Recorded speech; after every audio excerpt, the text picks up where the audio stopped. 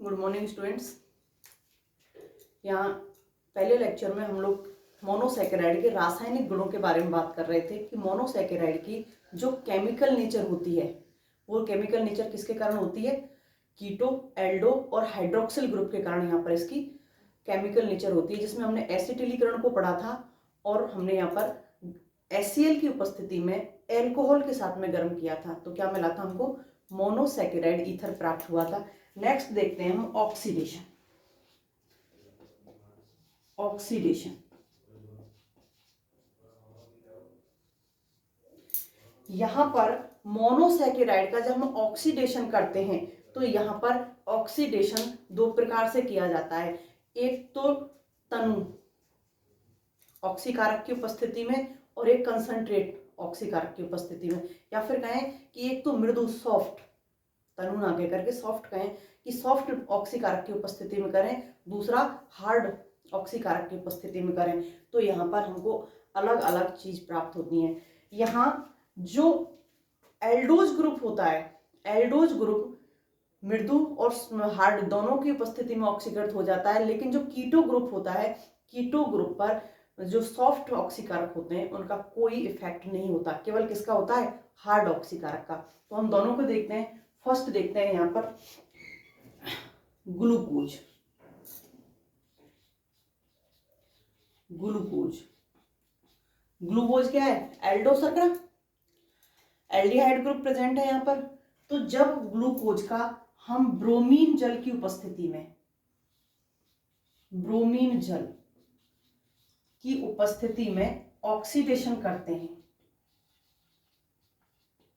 Bromine जल की उपस्थिति में जब हम ग्लूकोज का ऑक्सीडेशन करते हैं तो यहां पर जो एल्डिहाइड ग्रुप होता है, ये एल्डिहाइड ग्रुप किस में बदल जाता है, कार्बोक्सिलिक ग्रुप के अंदर कन्वर्ट हो जाता है। एल्डिहाइड ग्रुप कार्बोक्सिलिक ग्रुप में कन्वर्ट हो जाता है। तो देखिए ग्लूकोज में कैसे होगा, CHO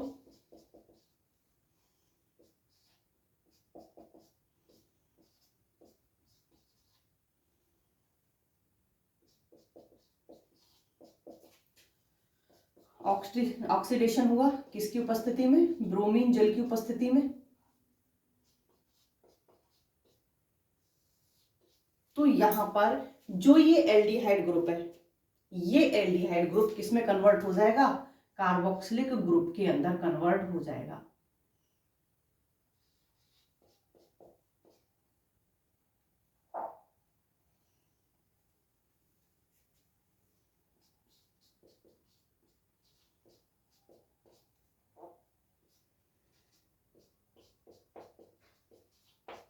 तो यहां पर ये एल्डिहाइड ग्रुप किसमें कन्वर्ट हो गया, कार्बोक्सिलिक ग्रुप में कन्वर्ट हो गया। अगर हमने सॉफ्ट ऑक्सीडेशन कराया है, अगर हम यहाँ ब्रोमीन की जगह कोई हार्ड लें और यहाँ पर अगर कंसंट्रेट HNO3 लें तो ये क्या है, हार्ड ऑक्सीकारक। तो इसकी उपस्थिति में जो एल्डिहाइड ग्रुप है,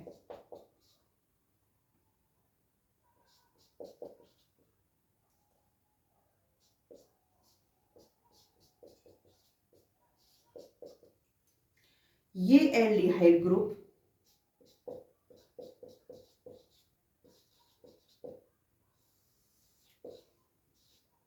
का ऑक्सीडेशन हार्ड हो जाएगा।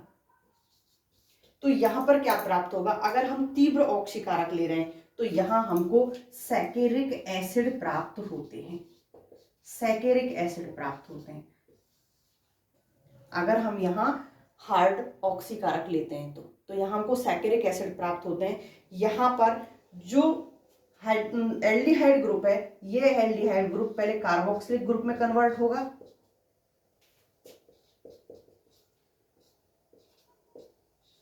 फिर नीचे जो हाइड्रोक्सिल ग्रुप है, नीचे जो हाइड्रोक्सिल ग्रुप है, ये हाइड्रोक्सिल ग्रुप वापस से किस में कन्वर्ट हो जाएगा, कार्बोक्सिलिक ग्रुप में कन्वर्ट हो जाएगा।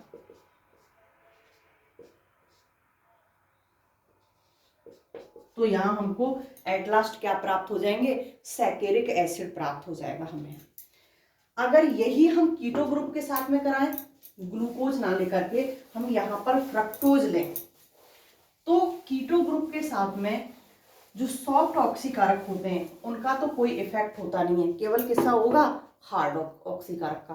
तो यहाँ पर हम फ्रक्टोज के साथ कराते हैं।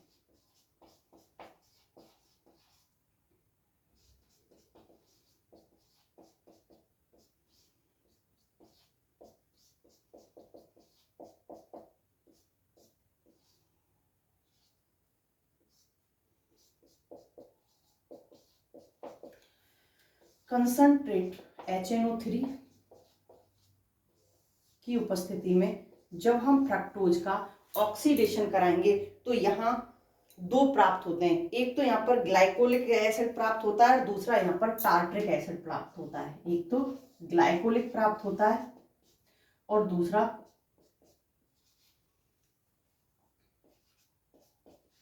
टार्ट्रिक एसिड प्राप्त होता है। तो देखिए यहां पर ऑक्सीडेशन होगा तो बॉन्ड यहां से ब्रेक होगा, जो बॉन्ड है वो यहां से ब्रेक होगा, तो यहां पर ग्लाइकोलिक और टार्ट्रिक दोनों ही एसिड का निर्माण होगा। तो यहां पे देखिए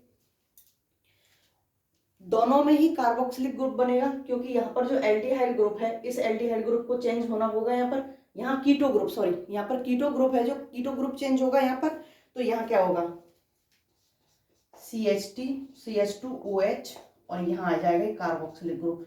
तो ये क्या बन गया, ग्लाइकोलिक एसिड का निर्माण हो गया। प्लस अब यहाँ पर टार्ट्रिक अम्ल का निर्माण होगा, तो यहाँ वापस से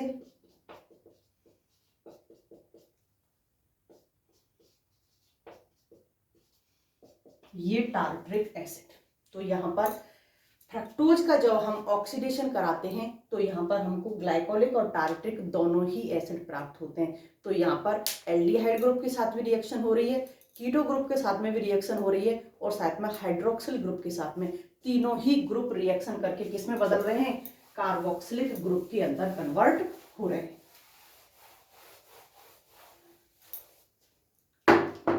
अपचयन,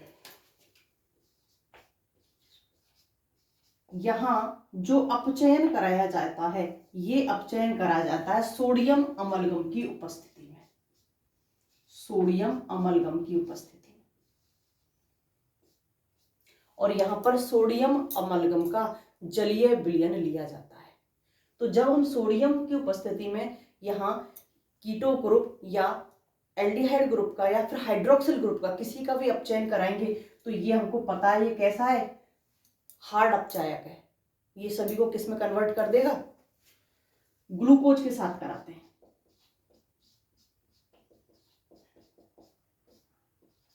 जब इसकी रिएक्शन हम ग्लूकोज के साथ में कराएंगे तो यहाँ ग्लूकोज के साथ कराने पर सॉर्बिटॉल बनेगा, ग्लूकोज के साथ कराने पर क्या बनेगा, सॉर्बिटॉल।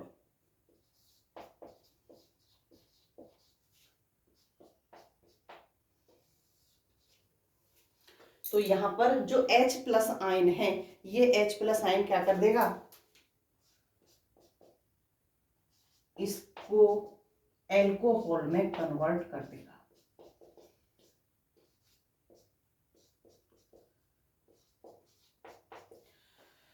आप लोग केमिस्ट्री में पढ़ते हैं जब हम किसी का भी अपचयन कराते हैं तो यहाँ पर एट लास्ट हमको नीचे क्या प्राप्त हो जाती है, एल्कीन। ऊपर से अपचयन कराते हुए जब नीचे की तरफ लेके आते हैं तो लास्ट में एल्केन प्राप्त होती है, सॉरी एल्कीन नहीं, एल्केन प्राप्त होती है। चाहे एल्डिहाइड ग्रुप हो, कीटोन ग्रुप हो, हाइड्रोक्सिल ग्रुप हो, एल्कीन हो, एल्काइन हो, सभी एट लास्ट किस में कन्वर्ट हो जाती हैं अपचयन के बाद में, एल्कीन के अंदर एल्केन के अंदर कन्वर्ट हो जाती हैं। तो सबसे लास्ट में हमको क्या मिलता है, एल्केन। अगर सबसे हार्ड क्या होगा, अपचायक होगा तो यहाँ ये भी हार्ड अपचायक होता है, सोडियम अमलगम भी। तो यहाँ सोडियम अमलगम का क्या लेते हैं हम, जलीय विलयन। ये जलीय विलयन ग्लूकोज को कन्वर्ट करके यहाँ पर किस में कन्वर्ट कर दिया, ग्लूकोज को सॉर्बिटॉल के अंदर, सॉर्बिटॉल के अंदर। अगर ग्लूकोज की जगह हम क्या लें, मैनोज, तो यहां पर मैनोज से मैनिटोल बनेगा, मैनोज से मैनिटोल बनेगा। ग्लैक्टोज लें तो ग्लैक्टोज से यहां पर सोर्बिटॉल और मैनिटोल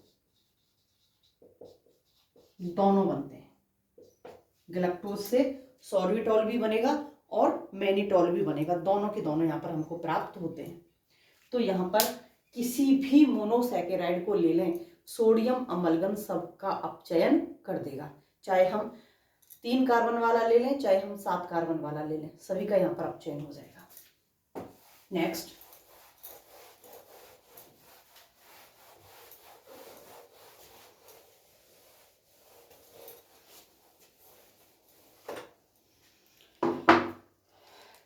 अगर हम क्रिया एससीएन के साथ कराते हैं, क्रिया एससीएन से रिएक्शन कराते हैं, तो यहां एससीएन से रिएक्शन कराने पर संकलन उत्पाद प्राप्त होते हैं। संकलन उत्पाद प्राप्त होते हैं एससीएन के साथ में कराने पर। तो यहां पर जो मोनोसैकेराइड हैं, ये मोनोसैकेराइड किस में बदल जाएगा? अगर हम क्रिया कराएं किससे? ग्लूकोज से। जब इसकी क्रिया हम ग्लूकोज से कराते हैं तो यहां पर एससीएन से क्रिया के बाद में जो ग्लूकोज है, ये ग्लूकोज ग्लूकोज साइनोहाइड्रीन में बदल जाता है। ग्लूकोज साइनोहाइड्रीन के अंदर कन्वर्ट हो जाता है। कैसे होगा देखिए,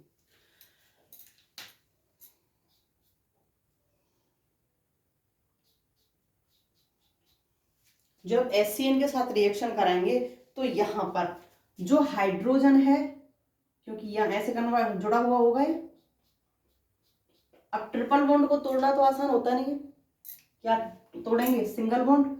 तो ये हाइड्रोजन यहां से ब्रेक हो जाएगा, इस बॉन्ड का यहां से ब्रेक डाउन हो जाएगा। जब ये बॉन्ड यहां से ब्रेक डाउन होगा तो यहां भी ब्रेक डाउन होगा एल्डिहाइड ग्रुप में। तो यहां क्या बनेगा?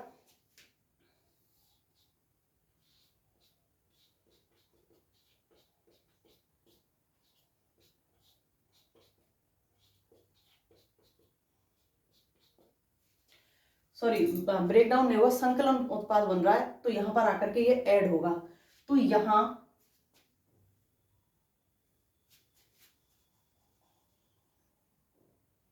हाइड्रोजन और ऑक्सीजन दोनों प्रेजेंट हैं। तो हाइड्रोजन तो यथावत अपनी जगह पर रहेगी, तो हाइड्रोजन तो यथावत अपनी जगह पर रहती है, लेकिन जो ऑक्सीजन है, इस ऑक्सीजन के साथ में यहां की जो हाइड्रोजन है एससीएन की, ये रिएक्शन करेगी और यहां इधर साइनाइड ग्रुप आकर के जुड़ जाएगा। तो यहां पर संकलन उत्पाद क्या बन गया? ग्लूकोज साइनोहाइड्रीन प्राप्त हो गया। जब सीएन यहां पर जुड़ेगी तो यहां पर संकलन उत्पाद का निर्माण हो जाएगा। नेक्स्ट, अगर ये क्रिया यहां हम हाइड्रोक्सिल अमीन के साथ कराएं, ये क्रिया अगर हम यहां पर हाइड्रोक्सिल अमीन के साथ कराएं,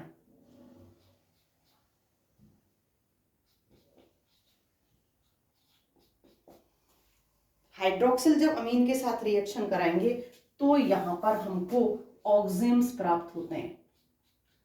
ऑक्जेम्स प्राप्त होते हैं, जिन्हें ऑक्जाइम कहते हैं, ये हमको ऑक्जाइम्स प्राप्त होते हैं। तो यहां पर जब हम इसकी क्रिया कराते हैं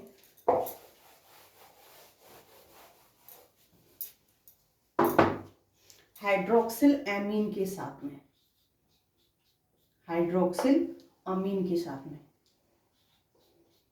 तो यहां पर जो अमीन ग्रुप होता है, ये अमीनो ग्रुप में से हाइड्रोजन फ्री हो जाता है। यहां अमीनो ग्रुप में से हाइड्रोजन फ्री हो जाएगा और यहां पर जल का अणु निकल जाएगा। यहां से जल का अणु निकल जाएगा और जल का अणु निकलने के बाद में जो हमको प्राप्त होंगे वो क्या होंगे? ऑक्जाइम्स।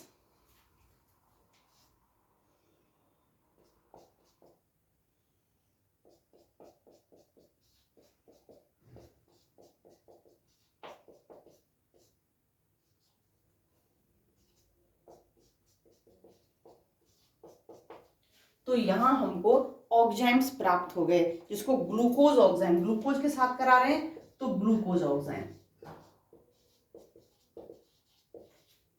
फ्रक्टोज के साथ कराएंगे तो फ्रक्टोज ऑक्जाइम। तो यहां पर एट लास्ट हमको ऑक्जाइम्स प्राप्त होते हैं जब यहां पर हम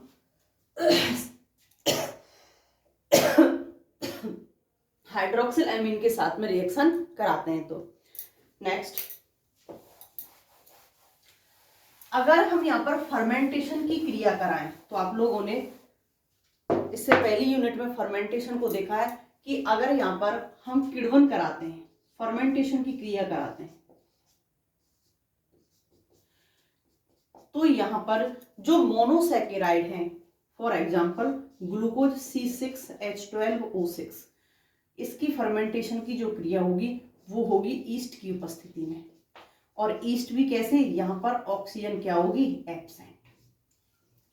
ईस्ट ऑक्सीजन की अनुपस्थिति में एवाईवीए शोषण करेगी और एवाईवीए शोषण करके जो ग्लूकोज है, इस ग्लूकोज को किस में कन्वर्ट कर देगी, एल्कोहल में। तो यहाँ पर एथाइल एल्कोहल प्राप्त हो जाता है और फर्मेंटेशन की क्रिया होती है तो CO2 तो निकलती ही है।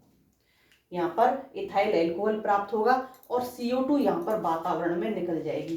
तो ईस्ट यहाँ पर किसी भी ग्लूकोज को, फ्रक्टोज को, किसी भी मोनोसैकेराइड को किस में कन्वर्ट कर सकती है, एल्कोहल में कन्वर्ट कर सकती है। तो यहाँ पर इनका किण्वन कर देगी। नेक्स्ट देखते हैं हम प्राइमरी एमीन के साथ रिएक्शन। प्राइमरी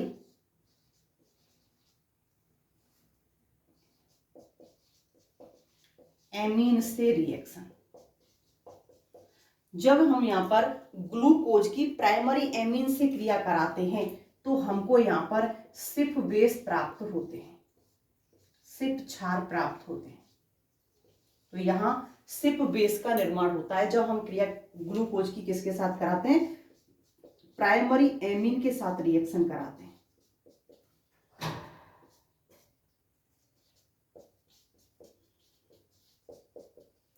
तो हमें सिप बेस प्राप्त होते हैं।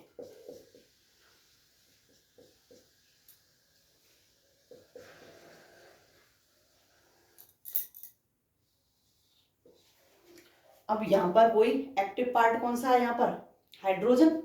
तो ये हाइड्रोजन यहां से ब्रेक होगा और यहां ऑक्सीजन के साथ मिलकर के क्या निकाल देगा, जल का अणु।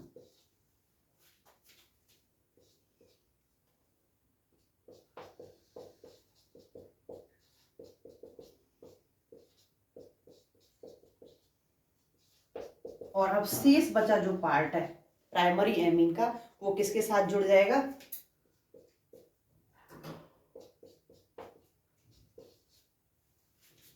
कार्बन के साथ जुड़ करके किसका निर्माण कर लेगा, सिप क्षार का निर्माण कर लेता है। तो यहां पर ये मोनोसैकेराइड की रासायनिक रिएक्शंस थी जो किसके कारण हो रही थी, कीटो ग्रुप, एल्डोज ग्रुप और हाइड्रोक्सिल ग्रुप के साथ हो रही थी। अब यहां पर मोनोसैकेराइड के अगर हम यूज की बात करें कि ये यूज कहाँ कहाँ होता है, तो मोनोसैकेराइड अत्यधिक यूज में आने वाले कार्बोहाइड्रेट होते हैं। हमारे दैनिक जीवन में जितनी भी काम हो रहे हैं, जितना भी जो भी हम शुगर लेते हैं, वो सभी क्या होती हैं, मोनोसैकेराइड होती हैं। प्लांट निर्माण कर रहे हैं, मोनोसैकेराइड का कर रहे हैं, क्योंकि प्लांट के अंदर तो सारी मोनोसैकेराइड का निर्माण होता है। 3 कार्बन से लेकर के 7 कार्बन वाली सभी का निर्माण होता है। लेकिन मेनली जो एनिमल्स के काम आती हैं, मेनली एनिमल्स के काम आने वाली, अत्यधिक यूज में आने वाली हेक्सोज और पेंटोज शुगर होती है। देखिए कैसे, यहाँ पर जो जैविक तंत्र है, जो हमारा जैविक तंत्र है, इस जैविक तंत्र में जो मोनोसैकेराइड होते हैं ये ऊर्जा का मुख्य सोर्स होते हैं, ऊर्जा का स्रोत होते हैं। क्योंकि जो भी हम खाना खा रहे हैं, इस खाने के मेटाबॉलिज्म से जो भी एटीपी निर्माण हो रही है, वो एटीपी का निर्माण किससे होता है, मोनोसैकेराइड से होता है। यहाँ पर मेटाबॉलिज्म के बाद में इसी से यहाँ पर एनर्जी रिड्यूस होती है। तो यहाँ ऑक्सीकरण से ऊर्जा मुक्त होती है, जो ऊर्जा हमारे दैनिक जीवन में यूज आती है। नेक्स्ट, यहाँ पर पादपों के अंदर जो जितने भी प्लांट हैं, इन प्लांट्स में ऐसा नहीं है कि यहाँ पर हेक्सोज ही बनेगी, यहाँ पर ट्रायोज से लेकर के ट्रायोज, टेट्रोज, पेंटोज, हेप्टोज, सभी सुगर का निर्माण होगा। ये सभी की सभी कैसी बनती हैं? मध्यवर्ती के रूप में बनती हैं। जितनी भी सुगर बनती हैं वो कैसे बनती हैं? मध्यवर्ती के रूप में। जब आप लोग C3 साइकिल पढ़ते हैं, C3 C4 साइकिल पढ़ते हैं, केम पढ़ते हैं, तो यहाँ पर आप लोगों को पता होना चाहिए कि यहाँ पर कहीं ना कहीं ये किसी न किसी रूप में एक मध्यवर्ती के रूप में उपस्थित होती हैं, और ये सभी किस में बदल जाती हैं? क्योंकि फोटोसिंथेसिस होगी तो हमको क्या मिलेगी? हेक्सोज। तो ये सारी की सारी हेक्सोज सुगर के अंदर कन्वर्ट हो जाती है। पेंटोज सुगर जो हमारे बिल्डअप में काम आती है, हमारे बॉडी निर्माण में काम आती है, चाहे वो कोई भी हो, प्लांट हो चाहे एनिमल हो, सभी के अंदर पेंटोज सुगर बॉडी निर्माण में काम आती है। देखिए DNA, RNA, आप लोगों ने पढ़ा है फर्स्ट ईयर में कि DNA और RNA का निर्माण कब होता है? जब यहाँ पर न्यूक्लियोटाइड्स का निर्माण होता है। और न्यूक्लियोटाइड्स का निर्माण कब होता है? जब यहाँ पर नाइट्रोजन बेस के साथ में, फॉस्फोरिक अम्ल के साथ में पेंटोज सुगर प्रेजेंट होती है। पेंटोज सुगर, नाइट्रोजन क्षार और प्लस फॉस्फोरिक अम्ल तीनों मिलकर के किसका निर्माण करते हैं? न्यूक्लियोटाइड्स का। और न्यूक्लियोटाइड्स से किसका निर्माण होता है? DNA का और RNA का। तो यहाँ DNA RNA के निर्माण में, न्यूक्लिक एसिड के निर्माण में, दोनों ही क्या है? न्यूक्लिक एसिड, इनके निर्माण में किसका निर्माण काम, कौन सी सुगर काम में आती है? पेंटोज सुगर काम में आती है। जितने भी कोएंजाइम होते हैं, जितने भी कोएंजाइम होते हैं, सभी कोएंजाइम में पेंटोज सुगर होती है। NAD, FAD, ATP, GTP, CTP,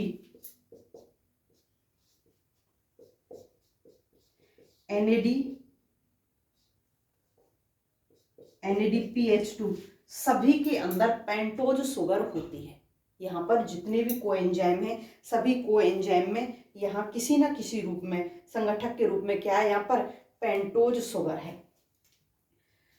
जितनी भी मोनोसैकेराइड होती हैं, जितनी भी मोनोसैकेराइड होती हैं, सभी मोनोसैकेराइड फॉस्फेट एस्टर,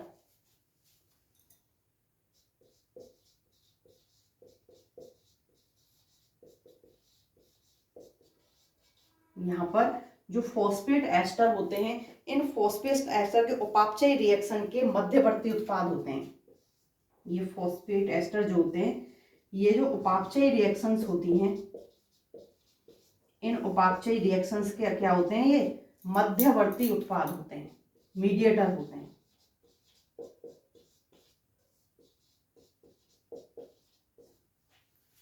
जो ये मीडिएटर होते हैं, जो मध्यवर्ती उत्पाद होते हैं, इनका ऑक्सीडेशन कर देती है। इनका ऑक्सीडेशन होगा और ऑक्सीडेशन होकर के यहाँ उपयोगी पदार्थों का निर्माण हो जाता है। और ये मोनोसैकेराइड ही है। मोनोसैकेराइड का पहले फॉस्फेट एस्टर बनेंगे मोनोसैकेराइड से, जो मध्यवर्ती उत्पाद के रूप में बनेंगे, फिर इनके ऑक्सीडेशन से यहाँ पर यूजफुल, इनके परिवर्तन से जो यूजफुल यौगिक होते हैं, पदार्थ होते हैं, वो हमको यहाँ पर प्राप्त हो जाते हैं। ब्लड, ब्लड के अंदर डायरेक्ट जो ग्लूकोज होता है वो क्या हो जाता है? घुल जाता है। और यहाँ पर ये ग्लूकोज ब्लड में एनर्जी प्रदान करता है। ग्लूकोज ब्लड के अंदर स्थानांतरित हो जाता है, जो यहाँ पर मेनली एनर्जी का सोर्स होता है। फ्रक्टोज, और फ्रक्टोज में भी, क्योंकि हम लोग जब यहाँ समायुक्तता पढ़ते हैं तो D और L दो फॉर्म पढ़ते हैं, एक डी फॉर्म होती है, दूसरी एल फॉर्म होती है। जो फ्रक्टोज की डी फॉर्म होती है, ये डी फॉर्म सबसे मीठी शर्करा होती है, सबसे मीठी। और कहाँ मिलती है ये? फलों के अंदर, जो फलों के अंदर पाई जाती है। तो यहाँ पर ये मोनोसैकेराइड्स के गुण होते हैं, यूज होते हैं, जो मेनली किसी भी, चाहे प्लांट हो चाहे एनिमल हो, प्लांट अपने आप में खुद बना लेते हैं, एनिमल्स में बाहर से लेनी होती है, प्लांटों पर डिपेंडेंट होते हैं। तो यहाँ सबसे ज़्यादा यूज में आने वाली जो शर्करा होती है, खासकर एनिमल्स के अंदर, एनिमल्स के लिए, वो होती है मोनोसैकेराइड। क्योंकि जब हम आगे ओलिगोसैकेराइड और पॉलीसैकेराइड पढ़ेंगे, तो प्लांट के अंदर सबसे ज़्यादा जो यूज में आने वाली जो शर्करा होती है वो होती है पॉलीसैकेराइड। नेक्स्ट देखते हैं।